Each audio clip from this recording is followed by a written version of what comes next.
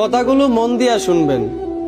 গাধাকে যখন সৃষ্টি করা হলো তখন গাধাকে বলা হলো, তোমাকে সকাল থেকে সন্ধ্যা পর্যন্ত প্রচুর পরিশ্রম করতে হবে, সারাদিন পিঠে বোঝা বয়ে বেড়াতে হবে, খেতে পারবে শুধুই ঘাস, তোমার মাথায় কোনো বুদ্ধি থাকবে না, আর তোমার আয়ু দেওয়া হবে 50 বছর।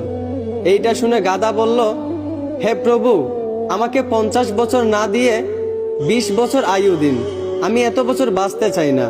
সৃষ্টিকর্তা তার এই কথা মঞ্জুর করলেন। তারপর যখন কুকুরকে সৃষ্টি করা হলো তখন কুকুরকে বলা হলো, তুমি হবে মানুষের একজন কাছের বন্ধু, আর তোমার খাবার হবে মানুষের থেকে যাওয়া জুটা খাবার, আর তোমার আয়ু দেওয়া হবে 30 বছর। এইটা শুনে কুকুর সৃষ্টিকর্তার কাছে হাত জোর করে বলল, হে প্রভু, আমি 30 বছর বাঁচতে চাই না, আমাকে 30 বছর থেকে 15 বছর আয়ু দিন। সৃষ্টিকর্তা তার এই কথাও মঞ্জুর করলেন। তারপর যখন